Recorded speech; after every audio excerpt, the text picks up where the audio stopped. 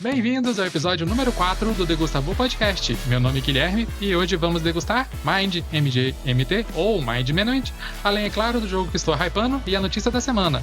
Mas antes de começar, quero dizer que o site do Degustabu já está no ar, então entre lá, www.degustabu.com.br, e agora vamos para a degustação da semana. A degustação dessa semana é o Mind, MG, MT ou Mind Management, que daqui pra frente eu vou chamar de Mind para não cometer nenhum erro do Management, tá vendo? Bem, Mind é um jogo de tabuleiro derivado de uma história em quadrinhos, que leva o mesmo nome e que teve grande repercussão fora do Brasil. Ambos têm como pano de fundo um mundo em constante perigo, onde agentes da Mind, com habilidades psíquicas, tentam a todo custo evitar pandemias, guerras e outros eventos. No entanto, em algum momento, a Mind entende que ela pode controlar o mundo, afinal de contas, ela o protege, e assim começa a recrutar mais agentes para que imponha sua vontade. Enquanto isso, um grupo de ex-agentes começa uma batalha para evitar que a Mind imponha sua vontade.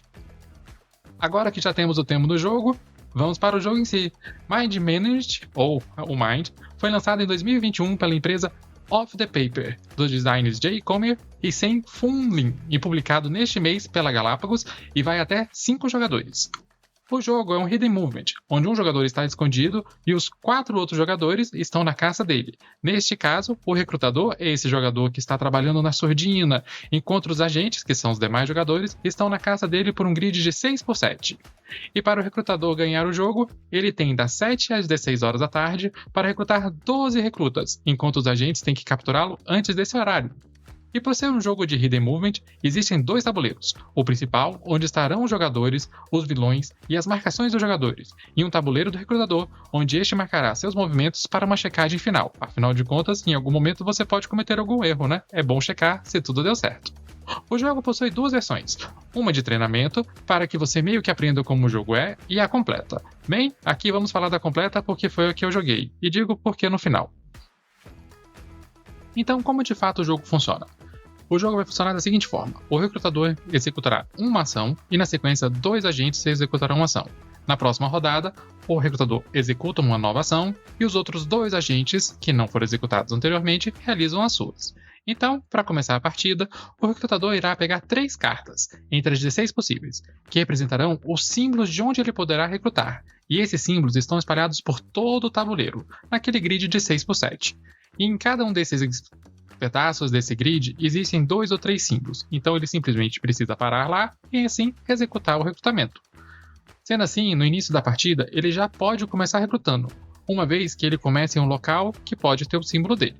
Então, o exemplo de uma rodada. O recrutador sempre inicia, e ele pode realizar 2 ações, uma normal e uma especial, sendo que a especial existe uma limitação de uso. A ação normal é simplesmente andar ortogonalmente, sem nunca mover para um espaço que ele já foi antes. A especial, no entanto, permite que ele possa andar 2 espaços, tanto na ortogonal quanto na diagonal. Além disso, ele tem como uma ação bônus mover o imortal. E o imortal ele pode mover para executar as seguintes ações: recrutar, sendo que 2 desses imortais têm que estar em símbolos que permitam esse recrutamento, ou então impedir que os agentes realizem uma ação em um determinado local. Após o recrutador jogar, vem a vez dos jogadores, e aqui em conjunto eles vão determinar quais dos 2 agentes irão agir primeiro, lembrando que eles possuem 4. E aí, o que os agentes podem realizar? Bem, eles podem mover até 2 espaços e realizar uma das seguintes ações, que são perguntar, revelar, capturar e extorquir. Pois então, perguntar é como já diz o próprio nome, é perguntar para o recrutador se ele já esteve naquele local. Em caso afirmativo, os jogadores vão colocar um token, que é um pezinho no tabuleiro, para identificar que ele já passou por lá. O revelar, os jogadores já precisam saber se o recrutador passou por lá ou não. E aí, então, eles vão para uma área que tem aquele pezinho e perguntam para o recrutador em que momento do tempo ele passou por lá. Ou seja, em que rodada o recrutador esteve naquele ponto. E aí, então, eles trocam o marcador do pezinho por um outro com o número da rodada que ele passou. A ação de extorquir é uma das mais fortes do jogo, porque os jogadores podem identificar quais são os símbolos que o recrutador está utilizando para realizar seu recrutamento. Dessa forma, eles precisam ir até um espaço que possua um imortal e realizar a seguinte pergunta: recrutador, você está recrutando no guarda-chuva, por exemplo? Se o recrutador estiver sim realizando seu recrutamento no guarda-chuva, a partir daquele momento ele não poderá mais realizar nenhum recrutamento no guarda-chuva, o que torna o jogo dele ainda mais difícil. E por fim, temos a ação da captura. Ou seja, os jogadores tentarão capturar o recrutador, e para realizar essa ação, eles precisam ir até aquele local que eles acreditam que o recrutador está e realizar a seguinte pergunta: recrutador, você está aqui? Caso ele esteja, o jogo se encerra naquele momento. Uma coisa muito importante é que nas rodadas de horários ímpares, às 7, 9, 11, 13 e 15, o recrutador tem que informar os jogadores quantos recrutamentos ele realizou, e com isso os jogadores podem ter uma ideia de por onde ele pode ter passado ou que símbolos ele pode ter encontrado. Bem, eu gostei muito do Mind Minute, pois para mim ele é um dos melhores do gênero. E isso porque ele oferece mais informações aos jogadores, não os deixando tanto tempo no escuro como em outros jogos do gênero. E o que eu achei mais interessante? Os jogadores possuem ações que realmente são fortes e possibilitam achar o rastro do recrutador, como por exemplo, a extorsão. A questão do recrutador ser obrigado a cada 2 rodadas revelar quantos recrutas ele conseguiu também ajuda bastante na forma de identificar o rastro dele, e faz com que haja emoção para os dois lados. O recrutador também, ele não pode voltar para um lugar que ele já esteve antes, e isso faz com que o grid cada vez fique mais apertado. E ele tem que tomar movimentos mais planejados ainda, porque senão ele não vai ter lugar nenhum para ir. Os movimentos especiais também são bem interessantes, e o melhor é que o recrutador possui 2 deles, como eu disse anteriormente. O de mover 2 espaços na diagonal ou 2 espaços na ortogonal. E aqui mora um momento bem legal. Os jogadores não sabem qual ele executou, eles só sabem que ele executou um desses 2.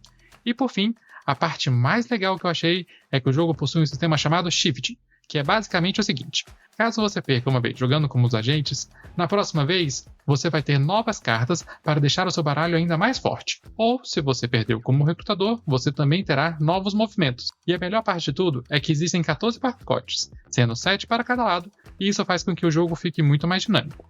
O que eu não sei se eu gostei. O jogo tem uma arte bem cartunista, o que é bem interessante, visto que ele veio de uma HQ, mas ao mesmo tempo parece que ela fica muito poluída quando você coloca os personagens, os tokens e outros objetos, então eu não sei se eu gostei ou não.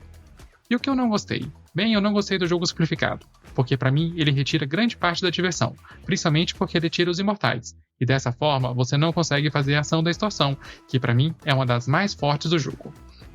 E para chover no molhado, algumas vezes os turnos são bem perdidos, quando você não acha nada, mas em jogos de Hidden Movement, não achar nada também é informação. Bem, resumindo, para mim ele é mais rápido que diversos outros jogos do gênero de Hidden Movement, e traz ações interessantes para ambos os lados. E tem também o modo Shift, que faz com que o jogo não seja igual todas as vezes, colocando assim numa camada de rejogabilidade e de maior flexibilidade para os jogadores. Então, se você gosta de jogos de Hidden Movements, não perca essa oportunidade, ainda mais porque ele está sendo lançado este mês pela Galápagos. E aí, eu tenho um pedido para Galápagos: não erre na tradução desse jogo, porque ele é tão divertido e não merece isso. A hype da semana. A hype dessa semana para mim surgiu do nada. Não tinha ouvido falar dela até que foi anunciada pela Devir aqui no Brasil. E estou falando do jogo Salton Sea.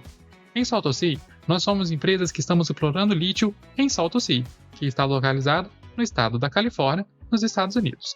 E aí nós temos que adquirir licença para perfurar em si, extrair o lítio, processar e vender. O jogo tem como sua mecânica básica o Work Placement, onde os jogadores não necessariamente competem por um posicionamento no seu tabuleiro central, uma vez que as ações são realizadas no tabuleiro individual de cada jogador.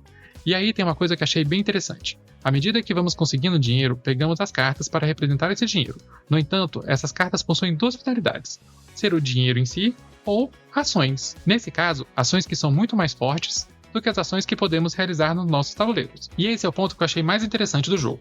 Como lidar com esse dinheiro que é uma ação e essa ação que é um dinheiro, uma vez que precisamos de dinheiro para realizar algumas ações, como por exemplo, comprar o share das companhias, que vai nos dar pontuação final de jogo.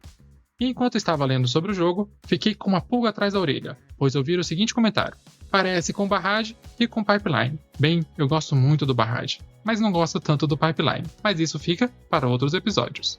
Enfim, minha hype dessa semana é o Salton Sea, um jogo de work placement com uma dinâmica bem interessante sobre ação e dinheiro, e que de acordo com a Devir Brasil, logo estará aqui nas lojas. Inclusive, algumas já estão realizando pré-venda. Notícia da semana. A notícia da semana é o financiamento coletivo do jogo Geekmon, no Catarse. Esse é um jogo brasileiro e desenvolvido pelo Arthur Cazuli e Karina Alves, e é um jogo de destreza, onde os jogadores terão que pegar o seu Geekmon. Basicamente, o Geekmon é um jogo no qual os Geekmons são cartas e estão posicionados no centro da mesa, em um hexágono, onde de cada lado teremos 2 Geekmons. Os jogadores então terão nas suas mãos as Pokébolas, que são cubos, e terão que arremessar esses cubos, fazendo com que eles quiquem na mesa antes de cair no Geekmon. Ao final da rodada, quem tiver a maior quantidade de Pokébolas ou cubinhos nas cartas, leva aquela carta, e assim pontuará no final do jogo. Em alguns momentos, pode haver evoluções, o que aumentará a pontuação do Geekmon básico. Bem, acho bacana termos jogos brasileiros sendo financiados, e principalmente sendo publicados. Mas nesse caso, possa estar sendo um pouco chato. Acredito que podiam ter escolhido um outro nome, mas ok. Me parece que será um jogo parecido com Dungeon Fight, que tinha a mesma mecânica de arremesso, e que fez muito sucesso por aqui. Então, se você gosta desse estilo e tem esse ladinho geek e principalmente gosta de Pokémon, vale a pena conferir o Geekmon. E assim, terminamos mais um episódio. E agora que você nos conhece, não esqueça de deixar o seu like e um comentário para que mais pessoas possam nos descobrir. E você também pode se inscrever no nosso podcast para não perder nenhum episódio.